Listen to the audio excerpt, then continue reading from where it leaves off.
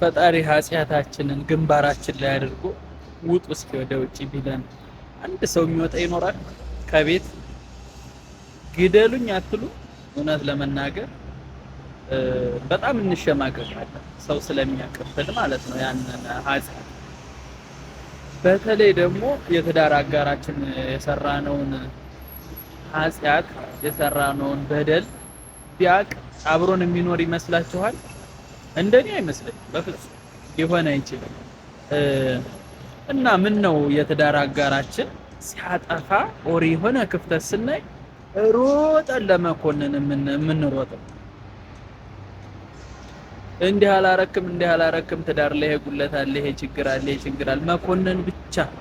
የራሳችንን ችግር ዋጥ አድርጎ እግዚአብሔር ይዞልን ፈጣሪ ይዞልን፣ የሌላውን ሰው ግን በተለይ አንድ አካል የሆነውን ሰው ጭራሽ ለመተቸት ምን አይነት ድፍረት እንደሚኖረን ራሱ አይገባኝም።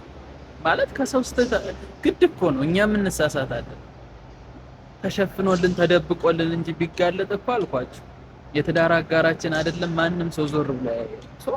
ፈጣሪ የሸፈነልን ብዙ ነገር እያለ አትሊስት አንድ አካላችን የራሳችን አካል የሆነን ሰው እንዴት ይቅርታ ማለት እንዴት ይህን ያክል ጥፋት አጠፋ ብሎ መኮነን፣ በአደባባይ በቃ በቤተሰቦቹ ማሳጣት ምናምን በፍጹም ተገቢነት የለውም። ኃጢአታችን ቢወጣና ቢገለጥብን መቆም አንችልም።